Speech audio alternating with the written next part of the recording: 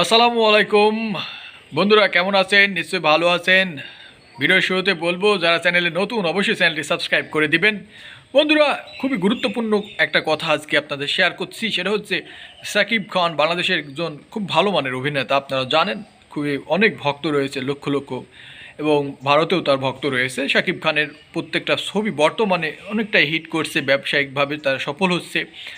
অনন্য মামুনের যে সিনেমাটা আসতে যাচ্ছে দরদ, আর সেই দরদ সিনেমা নিয়ে আপনাদের বলবো যে দরদ সিনেমার ট্রেলার অলরেডি কিন্তু প্রকাশ হয়েছে। ট্রেলারটা দেখে আপনার ভালো লাগতে পারে, কারণ দরদ সিনেমায় যে রহস্য লুকে রয়েছে, আসলে সাকিব খানের যে প্রেমিক রহস্য, সে আসলে কি প্রেমিক নাকি খুনি, সেই ব্যাপারটাই কিন্তু এই সিনেমার মূল কাহিনী।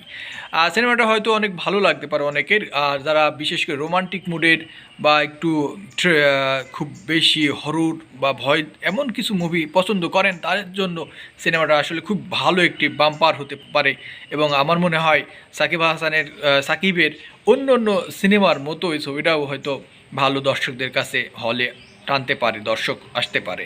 সেক্ষেত্রে আমি বলবো যে যারা এগুলো পছন্দ করে, বিশেষ করে মুভি বিশ্লেষণ, তাদের জন্য আপনারা চেষ্টা করে দেখতে পারেন। তবে দরদ সিনেমার মধ্যে শুধু ওই টাইপের বিষয়টাই লুকিয়ে রয়েছে আমার কাছে, তা আর যেটা সাধারণভাবে ঘটে থাকে একটা সিনেমাতে, সেই বিষয়টাই আমরা খেয়াল করেছি।